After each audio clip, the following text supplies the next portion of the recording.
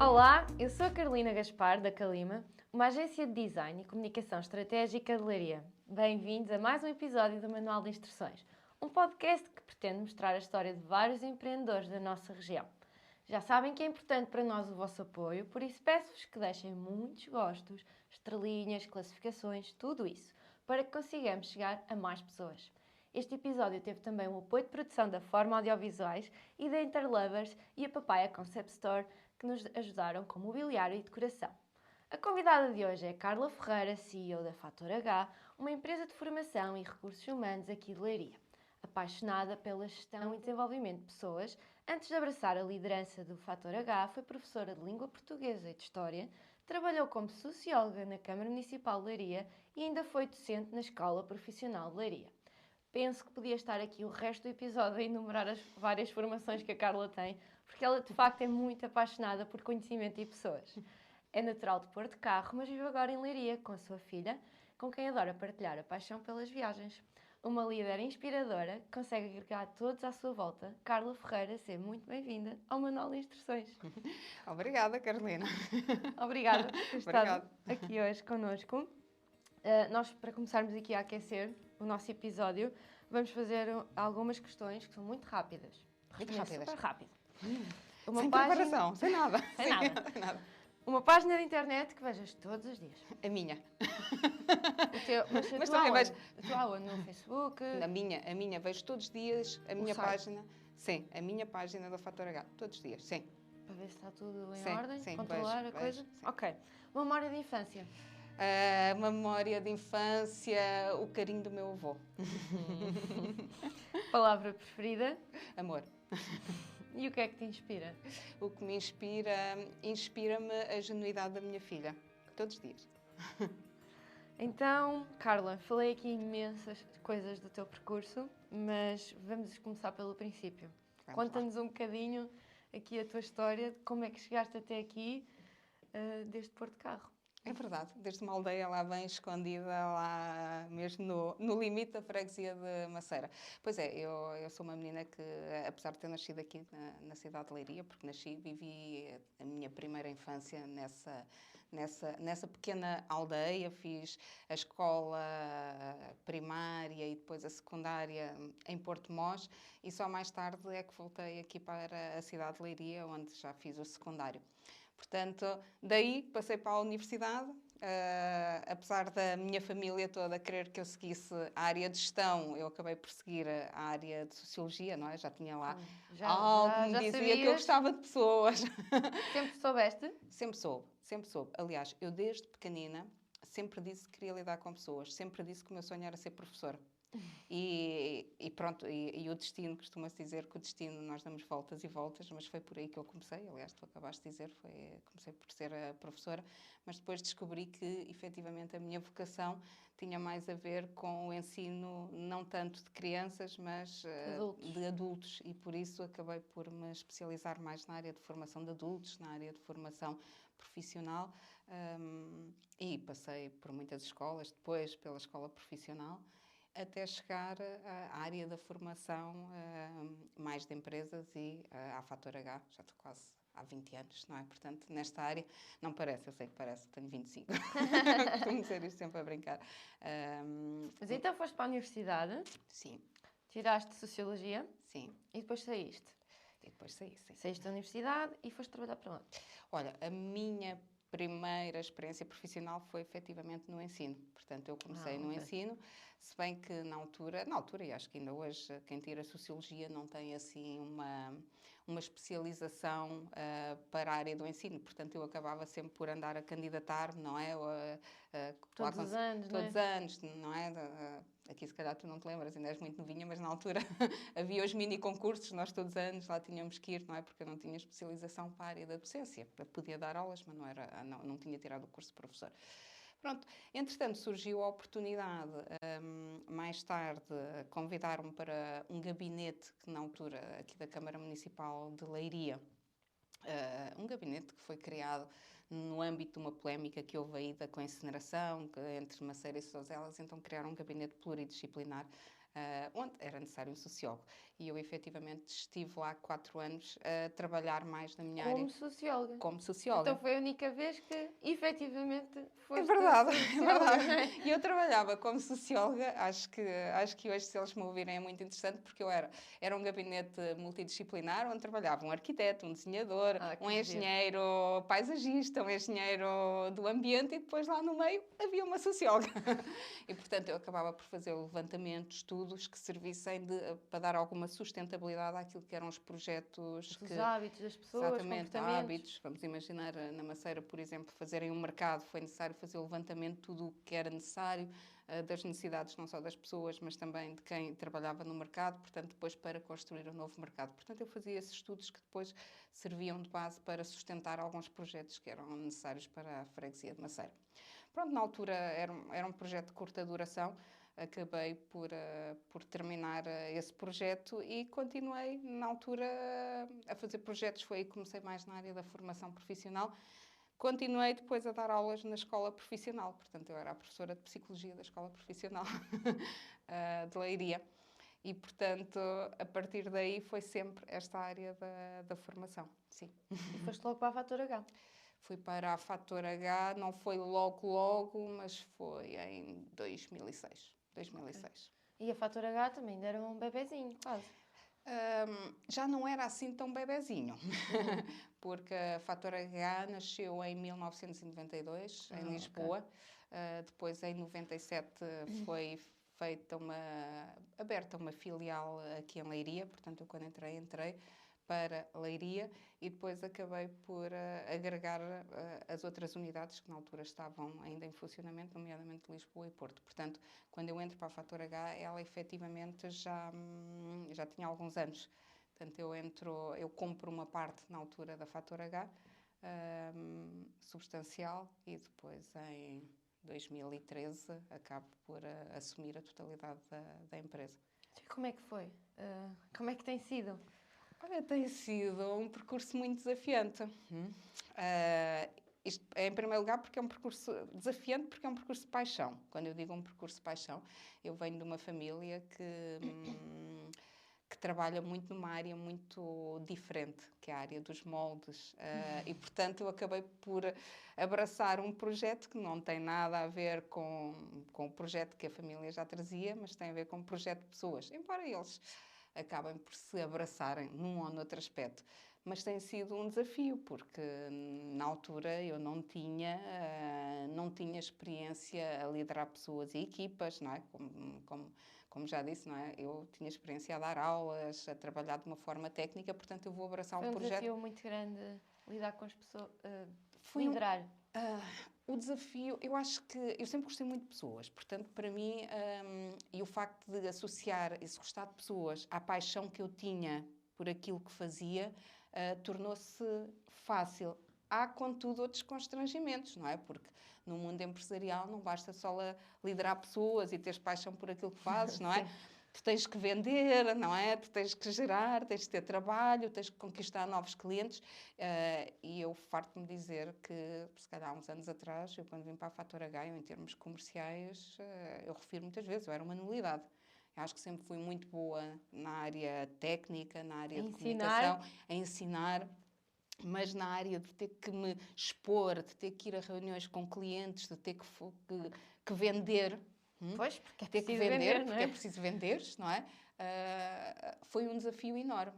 E, aliás, na Fator H, eu, quando vou para a Fator H, eu não precisava muito fazer essa área comercial, porque já tínhamos quem o fizesse, mas a determinada altura, quando eu fico sozinha com a Fator H e com a minha equipa técnica, não é? É como se tu olhasses assim à volta e visses, agora quem é que vai fazer a área comercial? Somos todos técnicos, não é? Todos nós sabemos dar formação, fazer recrutamento, mas agora quem é que vai para o cliente? E isso, sim, os últimos anos foram um desafio enorme de crescimento. Então, e tem sido um bocado essa a tua estratégia, não é? Rodear de pessoas à tua volta que tecnicamente são muito boas e conseguires inspirá-las para elas, porque a Fator H, assim, as pessoas que têm lá também não era a mesma coisa, não é? É verdade. Como é que é isso? Ainda bem que diz isso, inspirá-las, porque a Fator H É esse trabalho do líder, não é? É, a Fator H, se calhar se olhássemos para aquilo ah, que era o chavão há uns anos, não é? Somos uma consultora que ajuda com qualidade, profissionalismo, não é? Hoje, se olharmos para a Fator H, a única coisa que a Fator H diz, não é? Como chavão, e que toda a gente sabe que trabalha na Fator H, é o que é que faz a Fator H? A Fator H inspira pessoas e organizações a atingir resultados de excelência. É este o nosso chavão.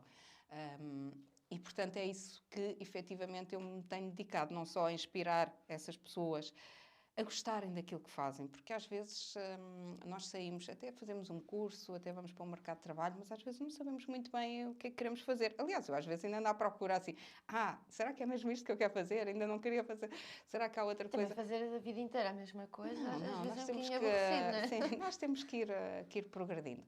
E, portanto, acho que esse papel de inspirar as pessoas, de criar um ambiente, um bom ambiente, hoje fala-se muito de felicidade no trabalho e acho que quem olha para a equipa da Fator H vê claramente que ali existe um ambiente de partilha, existe um ambiente de à vontade, as pessoas vão trabalhar de manhã com o sentido de que vão trabalhar para uma segunda família. Isso tem sido um trabalho, efetivamente, que eu tenho desenvolvido ao longo dos anos. Mas, a par disso, também um trabalho de desenvolvimento em mim própria. Porque, se calhar, até há uns 7, 8 anos atrás, eu desenvolvi muito a minha parte técnica, mas deixei para trás o desenvolvimento da minha parte mais pessoal, da minha parte mais humana. E isso eu também comecei a descobrir ao longo dos últimos anos que podia aprender muito mais. Não só aprender sobre mim, mas que aprendendo sobre mim eu também iria conseguir ajudar muito mais pessoas à minha volta. E por isso acabei por me especializar, tirar cursos na área de coaching, na área de programação neurolinguística. Numa primeira fase, porque eu precisava disso para, não é, para sustentar as minhas raízes, para acreditar naquilo que fazia, para melhorar, E agora para dares isso? mas depois para dar isto, é assim, na minha equipa, neste momento, já tenho 3 pessoas que eu lhes disse, vai-te especializar em coaching. Tenho 3 pessoas acabadas de formar em coaching, que a seguir há de fazer, e que elas nem sequer sabiam que era isso. E de repente dizem, epá, se calhar se não tivesses sido tu, Carla, nunca iríamos fazer isto. E agora que fizeram, acho que é colocar aquelas sementinhas que tu sabes que a seguir vão brotar e que vão ter um resultado não só como equipa da Fator H, mas que vão ter um resultado muito positivo na vida delas. E digo delas porque são só mulheres, não é? Não tipo de exclusão. Então, e em relação aqui aos empresários de Leiria? Achas que certamente tem existido uma maior sensibilização para este tipo de temáticas, não é? Porque quando começaste há 20 anos, como é que era? O que é que era a formação para os empresários? Era muito preto e branco. Era muito preto e branco. Eu acho que sim. E acho que os empresários estão muito mais sensibilizados. E alguns deles até já estão e não sabem. O que é que eu quero dizer com isto? Muitas vezes eu, quando vou para um cliente e lhes falo de formação e ele começa a dizer mas isso da formação e tal, que as pessoas não... é obrigatório, não é? É obrigatório. E depois, como eu posso dizer, então, mas podemos fazer uma coisa diferente, podemos fazer uma coisa, podemos ir para uma sala diferente, podemos ir para a rua, podemos fazer umas atividades na rua. E eles começam assim, mas isso é formação? É. E quando nós falamos nesses termos e colocamos a formação num contexto de pedagogia mais ativa, divertida, não é? É um bocado divertida. Aí eles parece que se abre uma luz e dizem mas isso era muito fixe, nunca tinha pensado nisso. Posso dizer fixe, já te disse. Claro que podes. Isso era não sei quantos, então isso, podemos fazer isso? Claro que sim, podemos. E, portanto, nota-se essa abertura para saírem da caixa, para fazerem coisas diferentes. E então, neste período que nós vivemos, em que tivemos todos com um distanciamento enorme, agora notamos que, efetivamente... Agora a retoma vai ser... loucura. Eu acho que vai. E, essencialmente, as empresas precisam, outra vez, que as suas equipas se unam, se juntem, criem estratégias em conjunto e isso, a formação, no sentido da palavra formação, de formar, de qualificar e não de formação catálogo, não é? É uma estratégia ótima para conseguir isso, não é? Quando nos dizem, nós queremos trabalhar em equipa, então vamos trabalhar, vamos fazer umas sessões, vamos fazer... funciona. E quando aliamos isso, aquilo que eu digo que é a minha paixão, pôr na formação estratégias de coaching, ferramentas de programação neurolinguística, é ouro sobre azul. Então, e vocês também fazem recrutamento? Apoiam as empresas a recrutarem as pessoas certas, o que faz todo sentido. Se tivesses que identificar uma característica principal para que uma pessoa deve ter para ser contratada, qual é que dirias? Olha, eu digo muitas O que é vezes... que os líderes devem procurar para as equipas deles? Devem procurar boas pessoas. Boas pessoas. E o que é que são Porque boas pessoas? Porque normalmente quando tu olhas para um anúncio vês sempre, ok, o que é que se procura? Licenciatura, tal. Depois tem lá pelo meio umas competências que podem estar... Profissionalismo, aquelas coisazinhas. Eu digo boas pessoas. E eu digo isto muitas vezes. Normalmente contrata-se pela parte técnica e despede-se pela parte comportamental. Isto é uma regra geral. Portanto, devem procurar boas pessoas. E quando digo boas pessoas, pessoas que tenham as soft skills, as competências transversais muito bem desenvolvidas. A competência de, sabes, de ser, eu puxo a brasa à minha sardinha, não é? Porque tenham o fator humano, que sejam pessoas que tenham um compromisso, que estejam dedicadas, que saibam respeitar o outro, isso para mim é ser boa pessoa, que sejam leais, íntegras, não é? As pessoas não vão para um projeto e não vão estar num projeto a vida inteira. Hoje em dia nós sabemos disso. Mas o tempo que estejam naquele projeto, sim, não é? Porque sabes que o técnico desenvolve-se, não é? Tu até podes não saber falar muito bem inglês, não dominar uma ferramenta informática, tu podes aprender isso. Basta querer.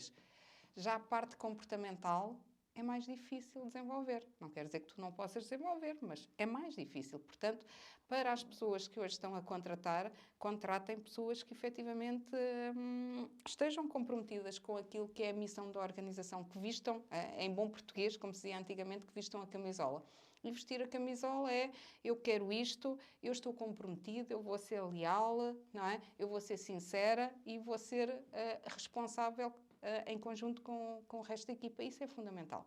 Então, e achas que aqui a nossa região, e quando digo região não é só Leiria, que os concelhos vizinhos e toda a envolvência, achas que temos falta dessas pessoas ou que vamos ter nos próximos anos? Porque, ou melhor, sentes alguma diferença, uma vez que também já estás nisto há 20 anos, sentes alguma diferença nas pessoas que entram agora no mercado de trabalho em relação às que entravam há 20 anos atrás? Sim, há claramente uma diferença. E sim, respondendo à primeira questão, nós temos falta de pessoas. E temos falta de pessoas, se calhar há uns 5 anos atrás, nós já vínhamos a viver uma falta de pessoas, principalmente nas funções mais operacionais. E se fores para o setor de moldes, plásticos, não há, não é? E para outros, limpezas e por aí além, não temos pessoas, mas começamos a assistir também a uma falta de pessoas em termos técnicos, nas funções mais técnicas, até porque muitos dos bons profissionais acabam por ser assediados por empresas maiores, multinacionais, que estão mais em Lisboa ou até noutro país do mundo, e agora com esta questão do teletrabalho tornou-se tudo. Tu podes estar a trabalhar para uma empresa da China, do Japão, pronto. E, portanto, são empresas que em termos de patamar salarial acabam por ter pacotes de remuneração e não só de remuneração, muito mais atrativos, não é? Portanto, sim, vamos ter falta dessas pessoas no nosso mercado de trabalho. E, acima de tudo, também alguma falta de pessoas comprometidas. Quando tu me falas, ok, então as pessoas de agora, os jovens, são diferentes da minha década. Quando digo diferentes, não necessariamente mau. Sim, não é mau, é diferente. É natural que haja diferente. diferenças. É assim, se calhar eu já completei 48 anos, não é? Portanto, na minha altura nós achávamos, nós vamos trabalhar, nós vamos dar o melhor que pudermos, que é para progredir, para ganhar mais. Para comprar uma casa, para comprar uma casa, um carro. Hoje as pessoas mais novas, e quando digo mais novas estão a entrar no mercado de trabalho, elas são mais desapegadas destas coisas. Ou seja, elas não precisam ter uma casa grande, não precisam ter um carro. Elas precisam, se calhar, de outras coisas. Precisam ter mais tempo para viajar, precisam ter mais tempo para para as suas tarefas extra-trabalho e, portanto, não são tão apegadas, se calhar, não têm um compromisso tão grande nas organizações.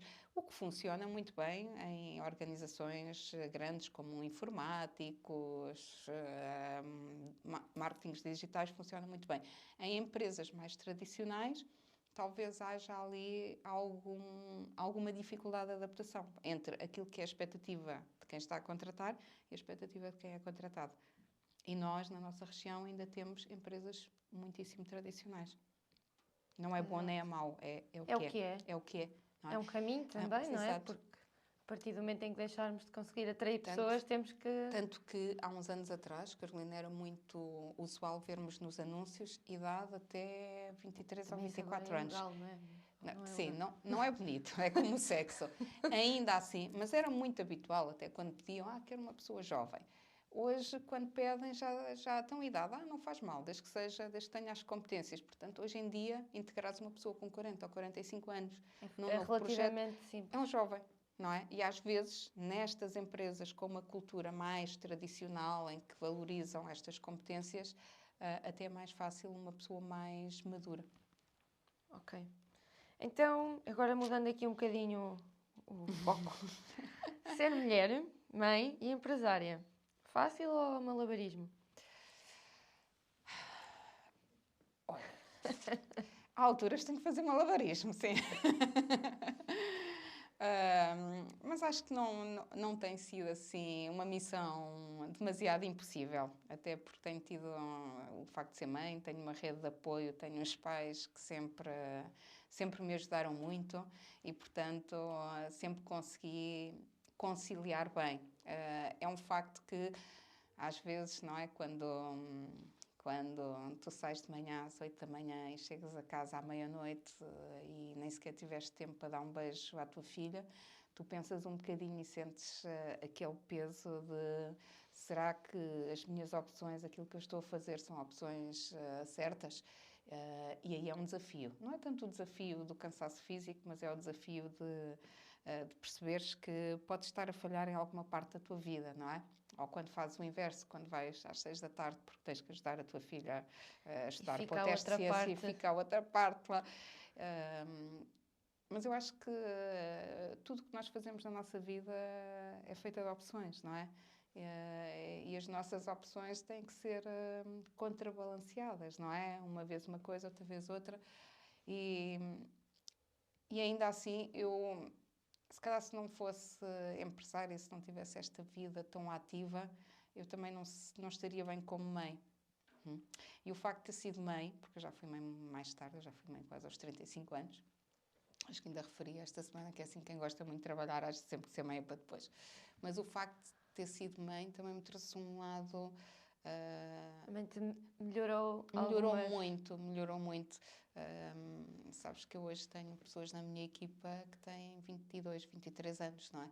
Eu às vezes olho para elas, não é? Não é? Agora tem lá uma pessoa que quando vai embora diz adeus pessoas, e eu digo sempre, isto é a minha filha, porque a minha filha diz olá pessoas, adeus pessoas. E isso faz-me ter uma visão diferente também no trabalho. Portanto, é um desafio, sim, é um desafio, mas não é nada que não se faça. Portanto, eu acho que desde que as opções sejam tomadas com consciência e que fiques tranquila com isso e que possas pesar entre aquilo que é ecológico para ti, como eu costumo dizer, que é ético, tudo bem, resolve-se. Carla, se não fizesses aquilo que fazes hoje, que profissão é que te imaginarias a ter? Ui! Olha, não sei. Por acaso, bela pergunta. Olha, não sei muito bem. Acho que não me vejo a fazer assim outra coisa. Mas penso que, por exemplo, assim, lá para o final da minha vida, não é? Assim, quando já estiver mais tranquila e já tiver passado tudo aquilo que eu acho, via-me assim num lugar paradisíaco, assim, com, sei lá, uma salinha de chá, de bebidas, com um sunset, só para receber, entreter assim uma coisa pequenina, só para passar o tempo, talvez. talvez. Assim, algo que não me fizesse puxar muito pela cabeça, não é? Que me desse tempo para eu continuar a ler, com silêncio para apostar em mim. Talvez me veja, assim, mais lá para a frente, muito, muito, Então, muito e lá o que é para a que frente. estavas a dizer? Quando eu já fizer tudo o que tiver para fazer, e o que é que ainda falta? Ai, falta muito, falta muito, falta muito. Falta fazer muita, muita coisa. Acho que em termos profissionais